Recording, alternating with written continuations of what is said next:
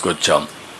ఎందుకంటే 8 రోజులు ఇంట్లో కూర్చొని మానసికంగా ఆందోళన చెందే బదులు కొంచెం బయట కూడా తిప్పితే రిలాక్స్ అవుతారు. కొంతమంది క్యాంపుల నుంచి వాళ్ళ బంధువులు ఇండిపోతున్నారు, మళ్ళీ వస్తున్నారు, పర్వాలేదు, కానీ వాళ్ళు రిలాక్స్ కావాల్సిన అవసరం ఉందని ఉద్దేశంతో ఈ కార్యక్రమాన్ని కూడా చేశాం. ఆటోలోకి 8 పెట్టాం. ఇక్కడ మిగిలిన జేసీబీలు 13 పనిచేస్తున్నాయి, క్రేన్స్ 14 పనిచేస్తున్నాయి, హెచ్జీవీ లారీస్ 171 పనిచేస్తున్నాయి. మొత్తం 870 వెహికల్స్ పనిచేస్తున్నాయి. 29 మంది ఇక్కడ చనిపోయారు, వాళ్ళకి ఎక్స్గ్రేషియా పే చేశాం. 71 ఎనిమల్స్ చనిపోయే పరిస్థితి వచ్చింది. ఇంకొక 12 మాత్రం ఏవైతే ఇక్కడ సైట్స్ కమ్యూనికేషన్ నెట్వర్క్ పెట్టేటివి ఖాళీలు ఉన్నాయి. ఇక్కడవన్నీ కూడా ఎక్కడికక్కడ కంప్లీట్ చేసి ముందుకు పోతున్నాం.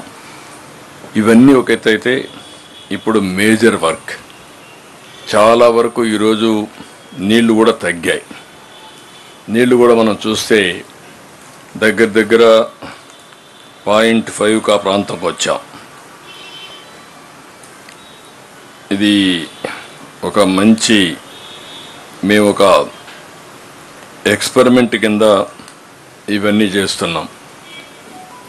ఇన్ఫ్లో బుడమేరు ఎంత నీళ్ళు వస్తున్నాయి, బుడమేరు కెనాల్ ఎంత వాటర్ని కృష్ణాకు తీసుకుపోతుంది, టౌన్లో అవర్లీ బేసిస్ ఎంత రెయిన్ పడుతూ ఉంది, ఎంత వాటర్ జనరేట్ అవుతూ ఉంది. బుడమేరు నుంచి స్వీపేజ్లో కొంత నీళ్లు వస్తున్నాయి. ఆ నీళ్లు 500 క్యూసెక్స్ నీళ్లు వస్తున్నాయి. ఆ నీళ్లు ఇక్కడ పడే వర్షం అదనంగా జనరేట్ అవుతుంది. ఎన్ని గంటలు అవుతుంది ఇవన్నీ కూడా డిశ్చార్జ్ చేయడానికని ఒక క్యాలిక్యులేషన్స్ అంతా చేస్తున్నాం. ఈరోజు మనం చూసినప్పుడు ఇది మంచి ఫలితాలు ఇస్తూ ఉంది మాకు. ఈరోజంతా కూడా మీరు చూస్తే 8:30 గంటల నుంచి విజయవాడలో సాయంత్రం 4 గంటలకు, ఇప్పుడు రెయిన్ఫాల్ టీఎంసీ 8:30కు లేటెస్ట్ తీసుకున్నాం. 0.0132 టీఎంసీ నీళ్లు ఇక్కడ జనరేట్ అయింది. ఇవి చూసిన తర్వాత 6 గంటలకు 0.51 టీఎంసీ నీళ్లు ఇంకా ఉన్నాయి ఇక్కడ.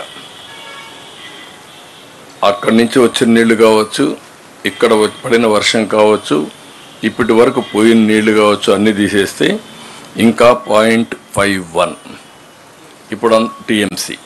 ఇప్పుడు అందరూ కూడా ఏం చేస్తున్నామంటే ఇప్పటికి రఫ్గా 1/2 మీటర్ 1 మీటర్ ఇట్లా తగ్గింది అక్కడ ఉండే పరిస్థితిని బట్టి, స్లోప్ను బట్టి. ఓవరాల్గా ఈరోజు ఇంకా 0.51 ఉంది. రాత్రికి రేపు వర్షం పడకపోతే రేపు సాయంత్రానికి చాలా వరకు నీళ్ళు వెళ్ళిపోతాయి. మళ్ళీ వర్షం పడితే ఆ నీళ్లు కూడా డ్రైన్ చేయాలి. దానికి కూడా ఇది ఉంటుంది. దీనికి కూడా ఎక్కడికక్కడ ఆల్ డ్రైన్స్లో ఉండే వాటర్ని అంతా పుష్ చేయడానికి ఎక్కడికక్కడ మెకానిజం ఎస్టాబ్లిష్ చేశాం. లాంగ్ ఆర్మ్స్ ఉండే ప్రొక్లైన్స్ కూడా తెప్పించాం.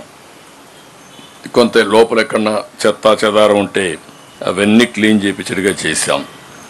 ఇప్పుడు ఇంకొక పక్కన మనకు వచ్చినటువంటి పెద్ద ఛాలెంజ్ ఏంటంటే మనం దగ్గర ఒక 6,000, 7,000, 8,000 క్యూసెక్స్ లేకుంటే కంటిన్యూ చేస్తున్నాం పని. ఇంకా బండ్ పెంచి 10,000-15,000 క్యూసెక్స్ ఆఫ్ వాటర్ కృష్ణా రివర్కి పోవడానికి అది ఇంకా పని కొనసాగిస్తున్నాం.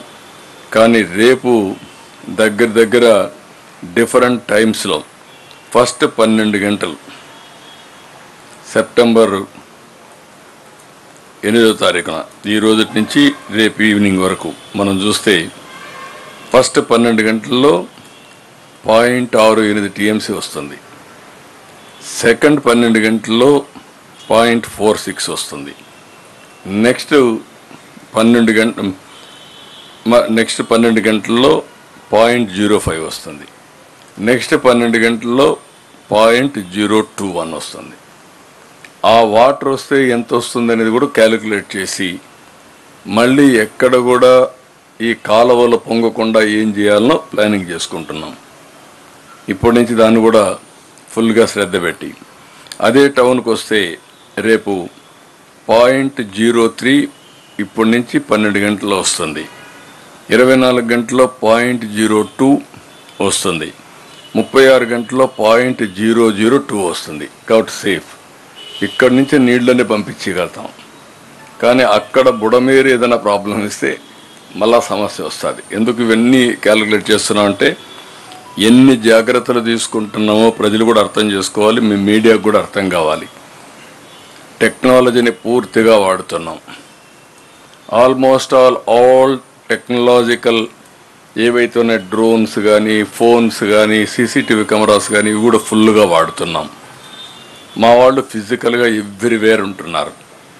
వాళ్ళకు కావలసిన అవసరాలని తీరుస్తున్నాం. రేపటి నుంచి ఎన్యూమరేషన్ కూడా ఇప్పటికే 80 మండలాల్లో 80 సచివాలయాల్లో 100% పూర్తి అయిపోయింది. రేషన్ ఇచ్చేసాం, ఆ ఊరంతా కూడా డ్రై ఫుడ్ ఇచ్చేసాం, తర్వాత క్లీనింగ్ అయిపోయింది. Almost all everything is over. నవ్వు మా ఉద్దేశం ఎన్యూమరేషన్కి వెళ్తున్నాం. అయితే ఎన్యూమరేషన్కి వెళ్ళే మునుపు ఇంకొక మేజర్ వర్క్ మాకు అనిపించేది ఏంటంటే స్కూటర్లు కానీ